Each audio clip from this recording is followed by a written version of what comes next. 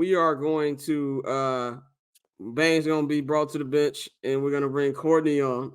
Bang will be back in just a minute as we talk baseball. Courtney, what is going on? What's going on? Bang don't want to talk ball? That's crazy. Well, you know, Bang hold on. I don't know shit about what y'all talking about. You be throwing shit up in the damn chat about like this is the perfect some time of these. To learn. I'll learn from the back end. Listen, I don't know nothing about these. I don't know nothing about these Dominican dudes you be talking about up in the chat. Like who is Elmer Ramirez? I don't know this nigga. We're up here trying to just educate the people about, in my opinion, what is the greatest sport in the world, and that's baseball. Well, Courtney, the floor is yours. What you got for us this week? Yeah, so before we get too much really deep into the nitty-gritty of baseball, it's probably important for us to talk about what the guys are going to be wearing on the field, right? And there's been a lot of controversy. I see Dante shaking his head already. There's been a lot of controversy about these new Nike uniforms. And I know we talked about it a little bit this morning too, Scott, because Nike and Fanatics, the new distributor of the Nike jerseys, dropped 3 different variations of the uniforms. And to say that opinions are split would be an understatement. So, of course, you've got some guys talking about the uniforms. And, of course, they're all Nike athletes saying good things about the uniforms. But otherwise, you have a lot of guys who have gone, off the record so they can say the things that they want to say that the uniforms are absolutely trash. I know better when Nike is saying that they made these uniforms. They are called the Vapor Premier Elite jerseys, and they made them out of recycled polyester and other sustainable materials in order to reduce, the amount of bad materials they're putting into the environment, blah, blah, blah. I'm not buying it. It's all cost cutting measures. They're heat stamping the letters. And that's not a good look. Also, not to mention that the price of the jerseys has gone up as well, which is crazy. Dante, have you had a chance to check out the unis? Hey, before we go, Dante, I just want to say this. You know what this reminds me of?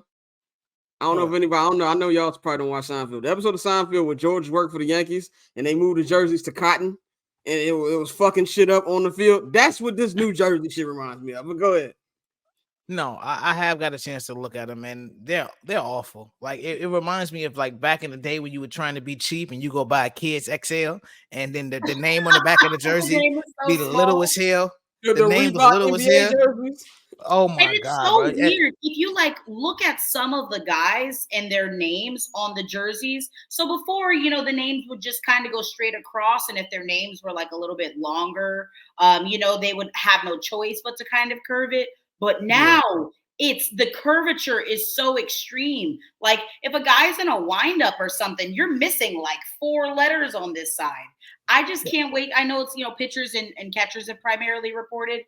But, I can't wait until there's a guy like Edwin Encarnacion Strand. I want to see what that looks like on the back of this freaking jersey, because what's it going to look like? What's jersey? What's the name on the back of that jersey going to look like?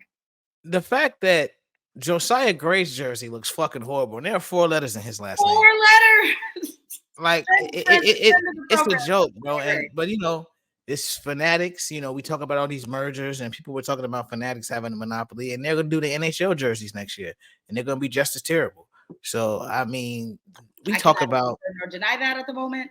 We talk about our boy Rob, but yeah, man, this was not one of the best moves he's made. Yeah, and it's important to note that the jerseys, again, I'm into fashion, so I understand how much work goes into just making any kind of clothing garment, right? It takes a lot more effort to stitch something, whether it's an embroider something, than it does to screen print it. So this whole, the jerseys are going to look, and when you look at the two side by side, last year's jerseys versus this one, you can clearly see a downgrade in the quality of the jersey. And the fact that they're now $40 more expensive is just, it blows my mind. But, peak Michael Rubin energy. Yeah. Moving on, we were going to talk about, I really want to get into the Oakland Athletics, because this is a story that's kind of we're on a bit of a time crunch with the A's right now. Primarily because it is 2024. They are trying to be in a new ballpark by 2028. They need to have the Major League Baseball schedule. They need to know where they're going to be playing by July. So there's a lot of moving parts there. And Dante, I know you said it last week when you said, don't put it past them to kind of fumble the bag really and end up somewhere else. But in my opinion, that's kind of what it's looking like. As far as for 2025 and 2027, there's a few different places that they want them, that they're exploring to kind of play, including going back to the Coliseum. But if they go back to the Coliseum to play, that's just such a bad. It looks terrible. It's a terrible look for the organization. And now Oakland has all of the power. They can set the terms, Why would you? It's almost like it's a very amateur move. If you go to Las Vegas has already said they don't want them playing in the AAA ballpark out in Summerlin. They said that they don't want that being Oakland's first, emergence into the market, which I totally understand. And I agree that makes sense. But it kind of reminds me of the Arizona Coyotes, how they couldn't get their deal on a stadium done. So, temporarily they've moved into Mullet Arena, which is the home of Arizona State Sun Devils hockey program. It's so amateurish, y'all. I can't even.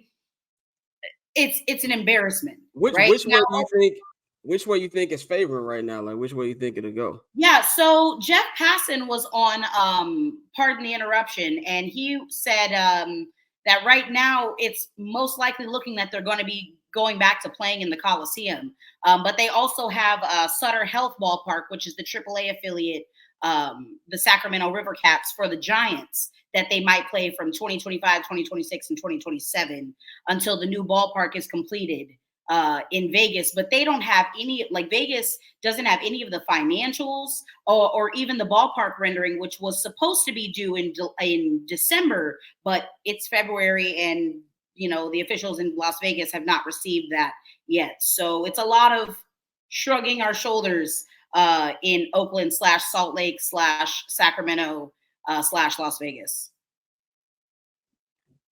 Yeah, it's ugly. It's ugly, bro, because I really think John Fisher, he tried to pull a power move and he's really, fumbled this in every step. And even with, he sat there and, tried to leverage play him and Manfred saying, well, the city of Oakland wasn't negotiating in good faith. And then the mayor drops a 90-page proposal. He said, no, we gave him the land. We gave him everything he wanted. He just didn't want to spend the money. And so it's looking more and more likely that they will be back in Oakland. Because like I said, I know the government in Utah, they were setting up to, pretty much get them a presentation to show them that, hey, Salt Lake City, we got space for a ballpark. We've been looking to get into this space. I know Russell Wilson and his group were trying to put a team up in Portland. So you still have options for Major League Baseball to expand, because they will expand in the West. But the Vegas thing is looking more and more shaky, because, bro, when you don't even have renderings, and then for anybody that goes to Vegas, like I said, I go to Vegas 3 or 4 times a year. So, if you go to where the Tropicana sits and then you see what they're trying to do, it's no way in hell. Unless you do literally a boutique ballpark that probably sits 22,000 people, if that's something really tiny to fit on that space, it's going to be nuts, bro. So, at this point, I think he's backed himself into a corner. And then with there being so many stipulations on, he can't sell any part of the team while he's in Vegas, or he gets heavily taxed on it. So you won't see him make the money off that. So there's less incentive for him to do that, to try to get a stadium done. So it's really like he shot himself in the foot. And hopefully, I know Oakland fans are probably hoping that it gets to the point where the family that owns the Warriors, they come up and say, hey, he said it a couple months ago, my offer still stands to buy the team from you. Well, I got a question, Dante. You brought that up. So what do you think it'll take for them to get to that, to reach back out the Lakers, since they didn't want them involved to begin with? That's just John Fisher. This is just a rich guy. I have this asset, it's mine. Fuck you. I don't have to sell it because I don't want to. A lot of people probably want him to sell it, but when you own it, that's a very small club, and he's a member of it, and he doesn't have to move. But that offer has been on the table for years, and like I said, he passed up equity in the Warriors before they won championships. So he would have made even more money had he already done the deal and just gave them a part of the A's, and they would have had a stadium. But it's just him being stubborn. So I think it would take the league reaching out and saying, hey, look, if you can't get this done in Vegas, either get a deal done in Oakland or sell the team to him, because they know he has the money. They know he has the financials. They saw what he just did with the Chase Center. He can make all of this work if he wants to. So I think that's what it would take if they fumble this and end up back in Oakland, and the league, like Manfred, would have to tell him, hey, you know what? If you can't do this, you got to go. I think, and also, yeah, speaking of Manfred, I guarantee you there's some phone calls going on because you're fucking up that man's going away present. This would have been the stamp on the last thing that he did if he was being honest about it being his last, term as commissioner. You're fucking up my image because that's supposed to be part of my legacy, is that I relocated a baseball team, and maybe if Nashville or Salt Lake City gets an expansion team. But now, in my opinion, I don't really think, I think Vegas would be better off as a city if they got an expansion team over having to deal with all of the baggage that comes along with that specific organization. The A's, man, y'all go ahead and just make something shake with that Howard Terminal lot, because it's already setting itself up for failure. There's two ways I kind of look at it. One is it's a bad. I feel like this whole thing in general has been a bad look. I really feel bad for Oakland sports fans. They didn't have the Golden State Warriors be taken away. They didn't have the Raiders get taken away, and now the A's are getting taken away. But I kind of understand too. Like if they do, let's just say they do somehow find a way to keep the team in Oakland. What's it gonna take for Is there any way that the ownership are gonna actually try to make this team better? Because I think you're going to have the same problem. Even if you do build a new stadium somehow out there, if there's not a good product, they're not going to be there. Do you think I'm off base on that? Or do you think it has a lot to do with just the arena, the state, the ballpark? And that's the problem with all of these very incredibly lucrative television deals, is that there's not necessarily an emphasis for these guys to field competitive teams. They don't have to, because they still make money. Now, there was a point when gate receipts were accounting for, 40% of revenue, but now you got all this TV money, and now they get the unfortunately gets a benefit, even though they aren't, good. They get to benefit from that shared revenue pooling that they have with Major League Baseball. And it's so unfortunate because they don't have to field a competitive team. He doesn't have to do that. He still gets paid, and it's trash. And who brought revenue sharing into Major League Baseball? The great Jerry Reinsdorf. You of cheap course. bastard. God bless you. It always goes back to that second shit. Every fucking time, bro. Well, moving on, speaking of people that should be on a hot seat somewhere, managers on the hot seat. Dante, I kind of want to give your thoughts on 3 or 4 managers that you might have on the hot seat. I have a couple. The list was pretty long when I was making it. Surprisingly, I know there was a lot of moving and shaking this past season, but yeah. What do you think? I got 2 in a possible. Like I had more, but I think these 2 right here are my big 2. Number 1 is AJ Finch. AJ Hitch, I'm sorry. Yeah, I knew you would. Yeah. The 4 you've been in Detroit 4 years and they haven't got anything off the ground. Like that was one of those moves. They expected him to come in there, that was a big sign to that. It was a big sign because remember he was supposed to come to the White Sox. The White Sox wanted him. Yeah. They fumbled that. They put his signature on the Tony La Russa, whatever. But no. Yeah. But that ball club has really struggled. They've really struggled. That's a winnable division. If you can't get them to win, 85 games, like, what's going on? So I think him, my guy in Washington. I know we give guys a longer leash when they win a World Series, but that was 2019. They brought some young talent in. They made a couple steps. Josiah Gray was an all-star. CJ, we saw a little bit of power from him that we didn't expect to see. I know I damn sure didn't. But at the end of the day, I think, when you start to get further and further removed from that World Series, it's not going to be like what the A's did with Socha, where he just stayed there for a decade after they went to the World Series. So I think that's a guy who he really has to make something shake. And last, the White Sox. Is this your possible? Yeah, this is my possible. Goddamn well. Pedro, that I do think that is my possible because Getz has constantly talked about the attitude of the team. He doesn't like the energy on the team, and one person who's responsible for a lot of that is the manager. You set the tone.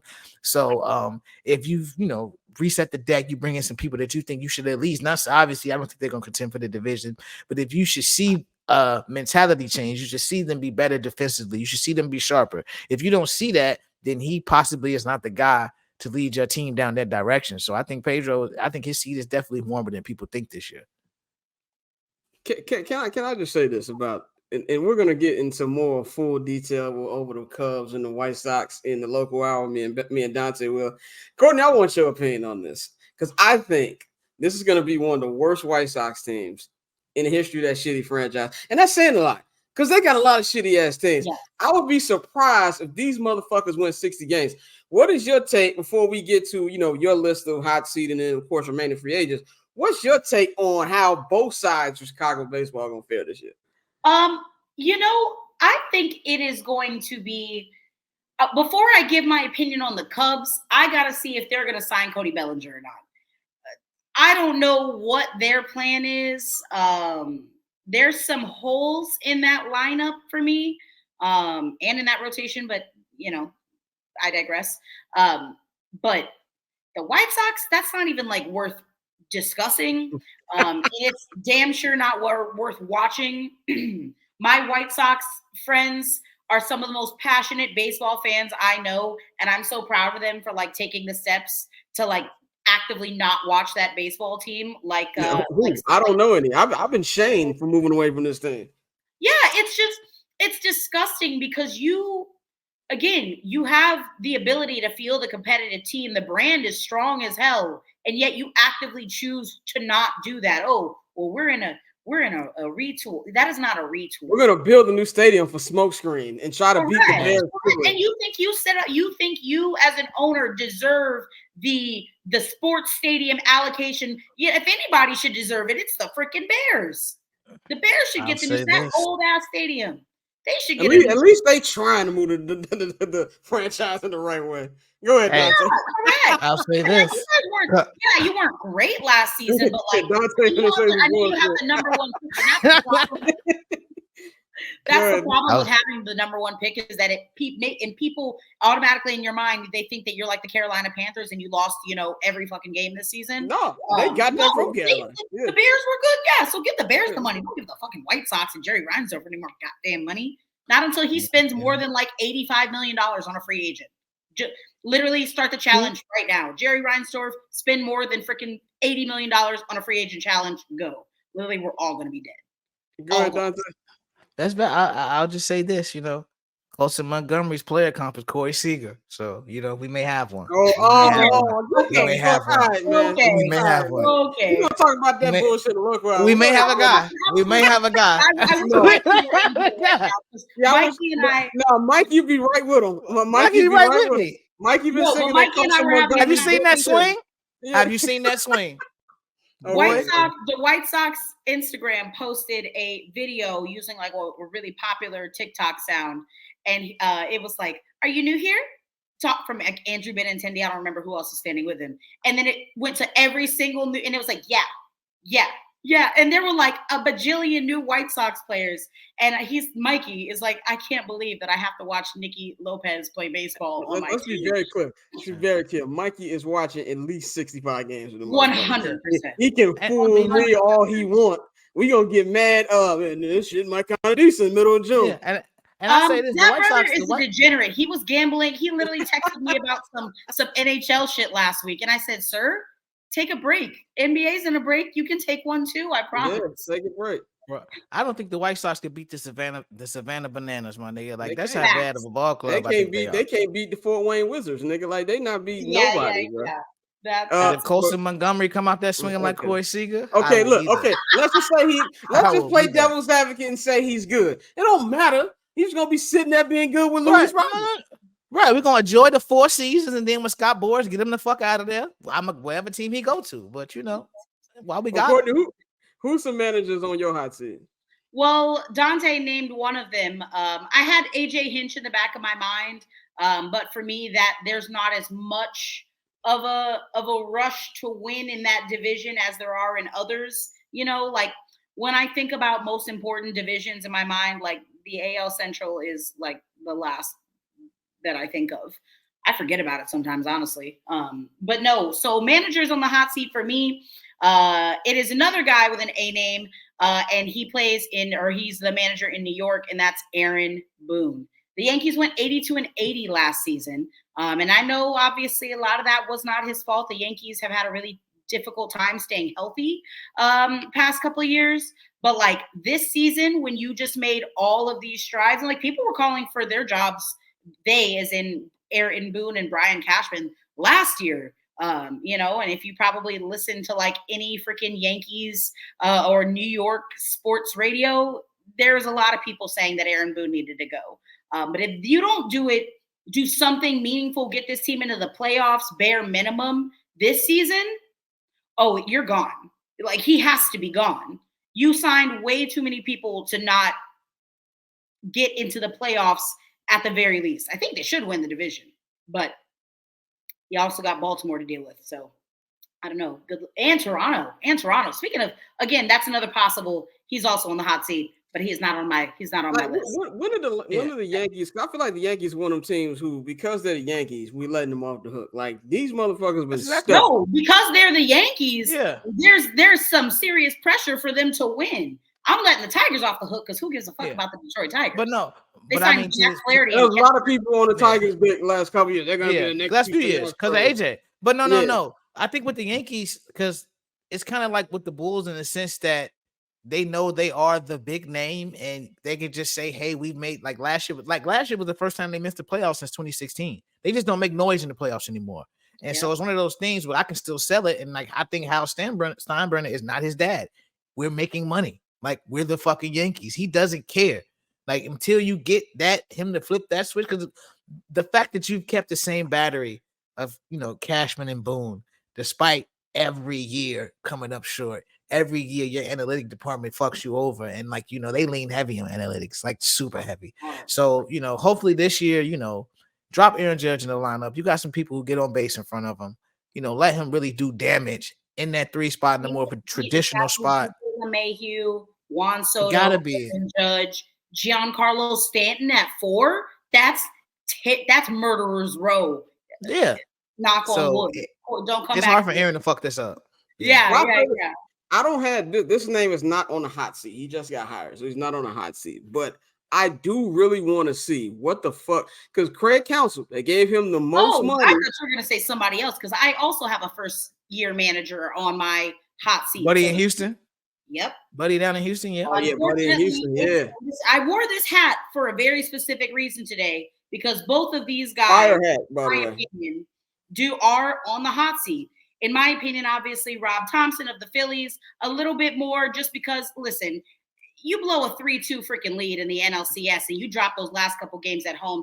And listen, all respect to the Diamondbacks. Hell of a team and a hell of a season that they put together last season. Come on, man. In Philadelphia, that can't happen.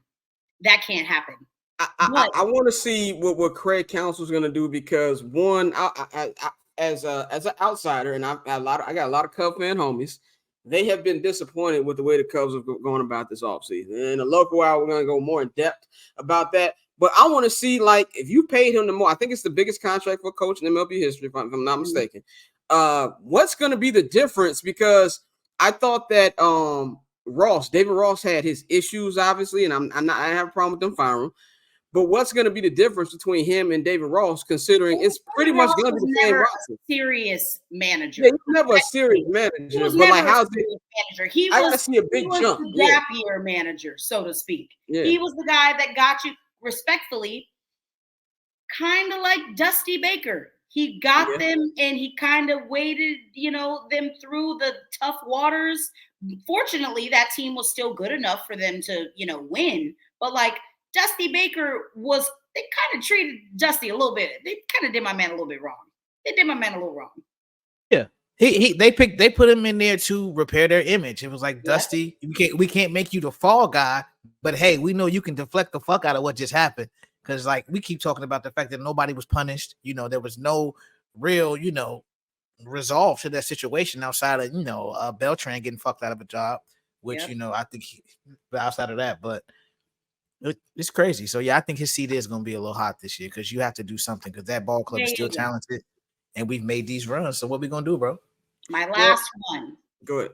Besides obviously Joe Espada, which again, that's more just me being realistic about the expectations of Houston fans and how they have been to 7 straight ALCSs and they're kind of used to it and they're not going to expect anything less. So again, his seat is not hot. He's not getting canned, you know, halfway through the season, unless they freaking lose every game, you know, unless by some extenuating circumstances, the man's not losing his job. There's just like there's like a little tea light candle under it, you know, like, you know, it's warm.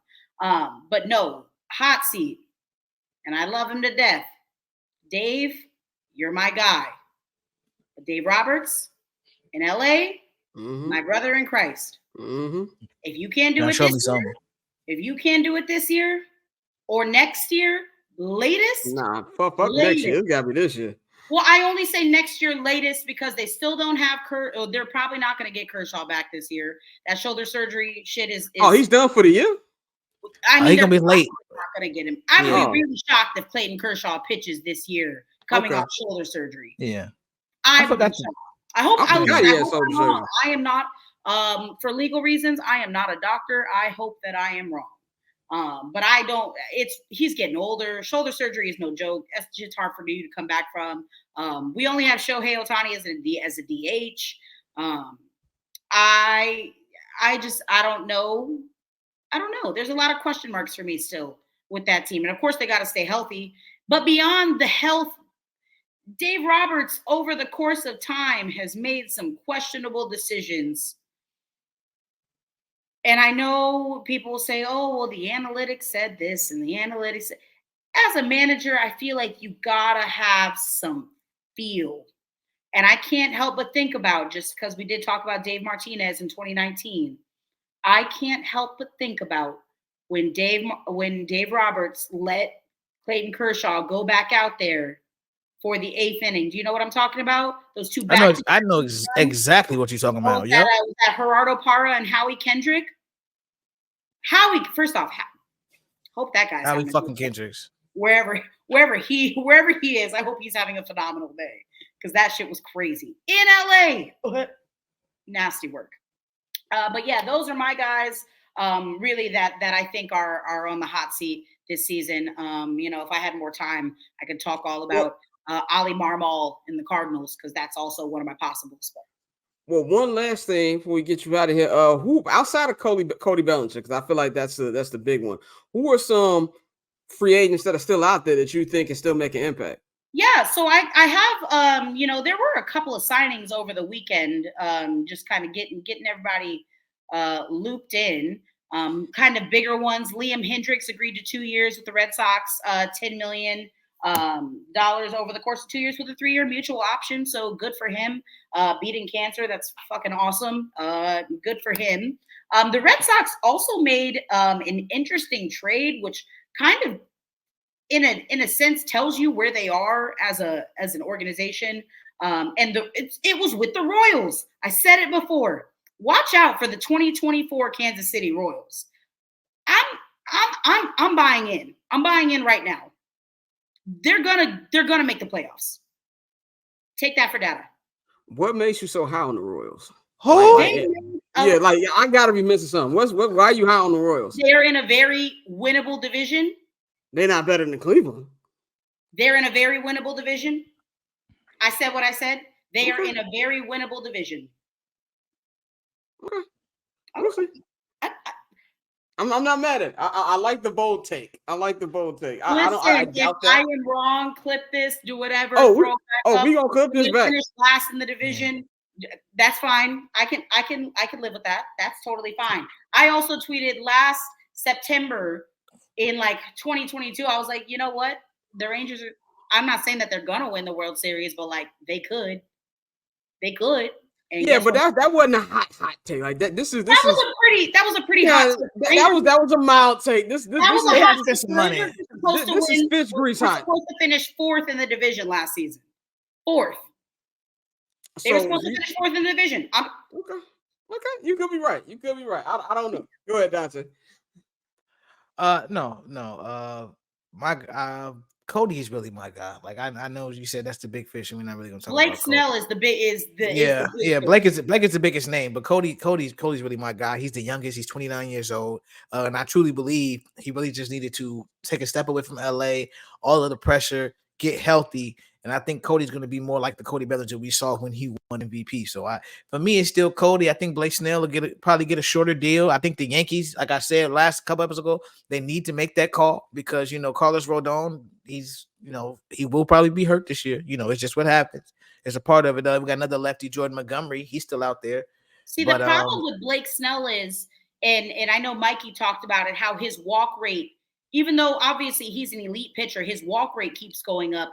If I continued, my walk rate continued to go up as I'm pitching and going throughout my career, Cy Youngs or not, I wouldn't want to sell myself to a 2, maybe 3-year deal. Possibility that you get hurt in there obviously always exists. But then if your walk rate's going up, it's going to be really hard to get another team to buy into you with a significantly higher walk rate. Again, I'm just following a statistical trend here. If it does continue in that same manner, then you have, I don't know. I don't blame him for wanting to wait it out for something long-term.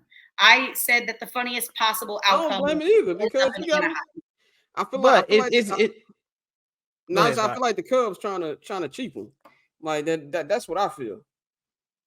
No, because my whole thing is it following an analytical trend, or is this one of those analytics going wild moments simply because this is back in the day, a guy coming off a season like Blake Snell, he would have got paid. It would have been no question about it. He would have got broke the fuck off. Well, the Yankees are the ones being cheap.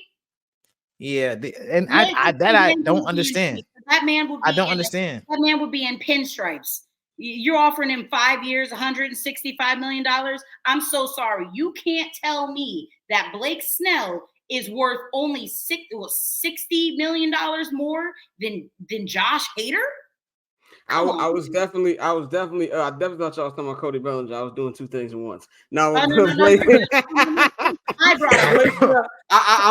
you on that one too. For somebody who just won the Cy Young, but with both of these, even with the Cody Bellinger situation, is I think they're rating for the right dollar amount, and I think the closer you do get to camp, it's going to come to a point where somebody's going to have to eventually cough up that money. I think Blake is in a better position than Cody because I think a lot of people, I don't know what the Cubs are thinking, was that just a 1-year thing and he's going to get right back to having the same issues that he had prior to that. So that's what I think probably the holdup is. But I think in general, the MLB needs to set a timeline for this shit because we get so hyped up. It's not going to happen, but we get so hyped up for this offseason. You're doing the bidding of owners, Scott. I'm disappointed. You're shilling for billionaires right now. As a fan, it's annoying as hell that we're literally spring training's already started. We're like a month away from the actual season starting, and we still got some of the top free agents unsigned. It's crazy. Matt Chapman doesn't have a job right now, Scott. That's a problem. Yeah. So go ahead, Dante. You had something else? I was about to say, real quick. I think 2 out of the 3, if not all 3, are Boris clients. So I mean, Yep. And again, maybe the next show we can get into a little bit of the nitty gritty about Boris Corp and how my man Scott. Man, we can. I have some thoughts. I might post them up on Twitter. Actually, I might not even wait until the next show. I might throw them up on Twitter because I have some thoughts about Boris Corp clients and how my guy has been handling free agency as of the past 2-3 years. I got some thoughts. They're in the drafts. That paper on this player haters old news, money on the other line, so I'm not gonna hold you. Money on the other line, so I'm